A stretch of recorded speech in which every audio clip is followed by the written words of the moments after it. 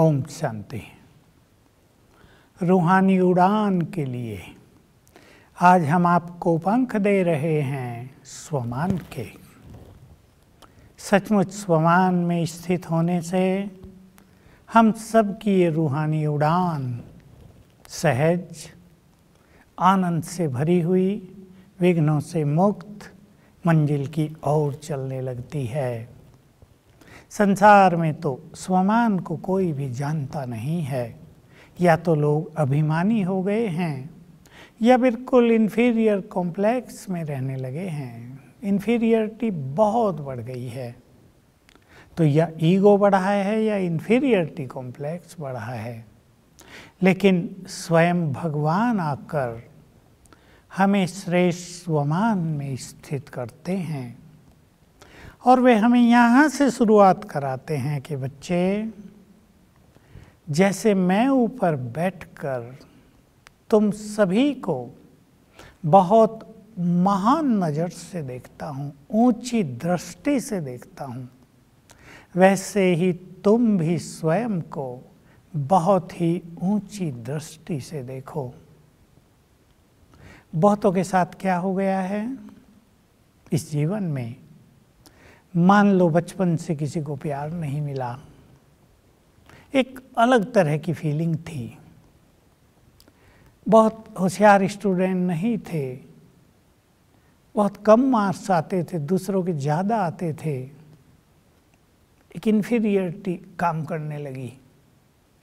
आगे बढ़े तो जीवन में सफलता नहीं मिली, बहुत असफलता का मुंह देखना पड़ा, निराशा भर गई। संबंधों में आए, सुख नहीं मिला, किसी के कटु वचन सुनने पड़े, किसी का अपमान सुनना पड़ा, स्वमान गिर गया। और कईयों के साथ कुछ कुछ हो गया। कईयों को गरीबी से गुजरना पड़ा, कईयों को विपरीत परिस्थितियों का शिकार होना पड़ा, तो नीचे उतर आए। बाबा हमें ऊपर चढ़ाते हैं। स्वमान का अर्थ है स्वयं को स्वयं मान देना। अब हमें हमारे साथ जो कुछ बीता है उसे भूल जाना, उसे एक तरफ रखना है। अब हमारे सुंदर दिन आ गए हैं, अब भगवान हमारे सम्मुख हैं, वो हमें गाइड कर रहे हैं, वो हमारे परम पिता अब हमारे हो गए हैं। हम उनके पास आ गए, उन्होंने हमें एडॉप्ट कर लिया, अपना बना लिया, स्वीकार कर लिया, वे भी स्वयं हमारे हो गए। हम उनके, वे हमारे। इसलिए अब वो पुराने दिन हमारे पूरे हुए।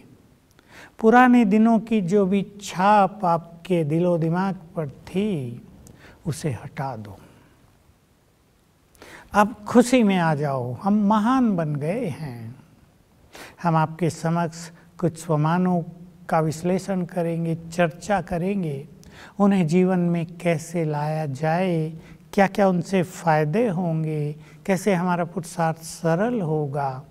लेकिन पहले कुछ बात आप जान लें, ये बातें बहुत ही इम्पोर्टेंट हैं। स्वमान का अर्थ है स्वयं को स्वयं मान देना। हम बहुत महान हैं, हम भगवान के बच्चे हैं, हमारे पास ज्ञान का प्रकाश आ गया है, हम बहुत भाग्यवान हैं। हमारे बुरे दिन समाप्त हो गए, सुंदर दिन चल रहे हैं, बहुत लक्की हैं हम। चिंतन करेंगे, अपने को मान दें। जो निराशा आ गई थी जीवन की, उससे ज़रा बाहर निकलें। जो असफलता के कारण इन्फीरियरिटी कॉम्प्लेक्स हो गया था जीवन में, उससे बाहर निकलें, स्वमान में लाएं। तो क्या होगा? भगवान के कुछ महावाक्य हम आपके समक्ष रख रहे हैं, इन्हें आप सदा याद रखना, हो सके तो नोट कर लेना। स्वमान में रहने से अभिमान स्वतः ही नष्ट हो जाता है।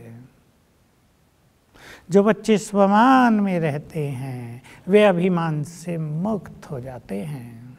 बहुत बड़ी चीज़।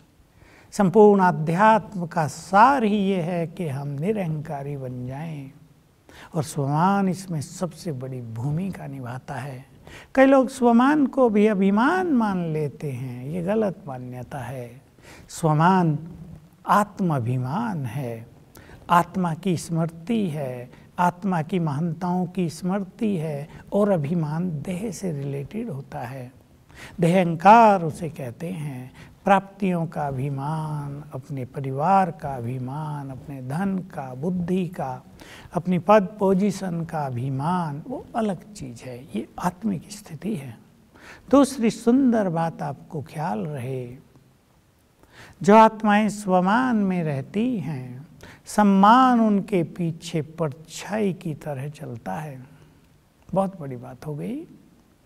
समाज में आप हैं, परिवार में आप हैं, किसी डिपार्टमेंट में आप हैं, आप बिजनेस में हैं, आपको ये अनुभव होगा। यदि आप स्वमान में हैं तो सब लोग आपका सम्मान करते हैं, और अब तो वो समय आ रहा है। यदि आपने लंबे समय ये अभ्यास कर लिया, मैं इष्ट देवी हूँ, तो लोग आपको इस देवी स्वरूप में देखने लगेंगे, साक्षात्कार होने लगेंगे। तो ये दो बहुत सुंदर बड़ी बातें, बड़े फायदे की। स्वमान में रहने से अभिमान नष्ट होता है, स्वमान में रहने से सम्मान परछाई की तरह पीछे आता है। सम्मान मांगना नहीं पड़ता, सम्मान देने के लिए लोग इंतजार करते हैं। वैसे ही जैसे देवी के मंदिर में भक्त दरवाजा खुलने की इंतजार किया करते हैं।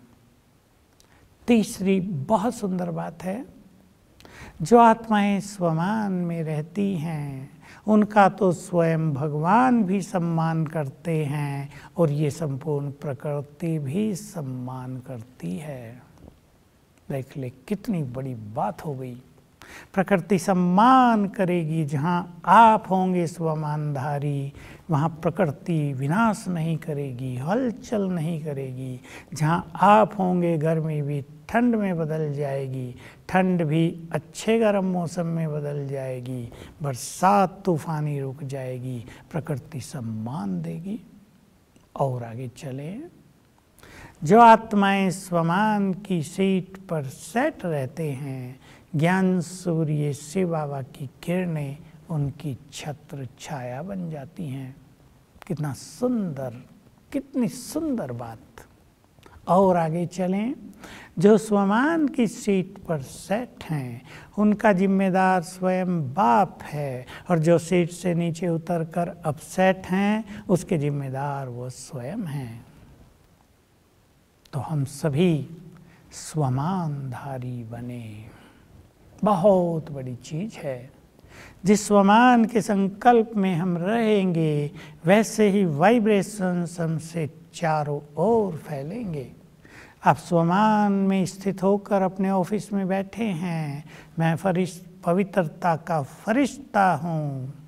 पवित्र वाइब्रेशन से आपका ऑफिस भरता जाएगा। घर में बैठ के ये अभ्यास कर रहे, आपके घर में पवित्र तरंगे फैल जाएंगी, सुख शांति आ जाएगी। तो स्वमान बहुत सुंदर अभ्यास है। इससे मन एकाग्र होता है, इससे हमारे चारों ओर पावरफुल प्रभामंडल निर्माण होता है, इससे हम योग युक्त सहज हो जाते हैं। ये हमारी आत्मिक स्थिति है। हमारा चित्त नम्र होता जाएगा, हमारे विचार स्वमान में स्थित होने से महान होते जाएंगे। हम हदों से मैं मेरा तू तेरा इससे निकलते जाएंगे। प्योरिटी हमारी सुदृढ़ और नेचुरल होती जाएगी। कितने फायदे हैं इस स्वमान से। स्वयं भगवान ने आकर हमें स्वमान दिया। इसको ही उन्होंने कहा कि तुम्हारी इस आध्यात्मिक यात्रा की शुरुआत भी इससे हुई, मैं कौन, आत्मा, और इस यात्रा का अंत भी इससे ही होगा। लेकिन मैं कौन के साथ जुड़ जाएगा, मैं कौन सी आत्मा हूँ। स्वमानधारी हो जाएंगे। स्वमान का अभ्यास करते करते अपने उस रियल स्वरूप की, रियल पार्ट की स्पष्ट अनुभूति होने लगेगी, वो हमें दिखने ही लगेगा। तो आइए हम सभी अपनी इस यात्रा को सुगम, बहुत सरल, आनंद और खुशी से भरी हुई, सफलता और मौज से संपन्न बनाने के लिए स्वमानधारी बने। हम एक एक स्वमान भी लेंगे और आपको ये स्पष्ट हो जाएगा कि एक एक स्वमान का अभ्यास हम कैसे करें, उस पर चिंतन कैसे करें, उसको अपने जीवन में कैसे समाएं। तो आज बहुत अच्छा संकल्प करें, मैं भगवान के प्यार में लवलीन आत्मा स्वमानधारी हूँ। स्वयं भगवान ने मुझे स्वमान दिए हैं। ये टाइटल किसी मनुष्य ने नहीं, स्वयं परम सद्गुरु ने दिए हैं। मैं बहुत स्वमान से भरपूर हूँ, मैं स्वमानधारी हूँ, शांत हूँ, बहुत शांत। ओम शांति।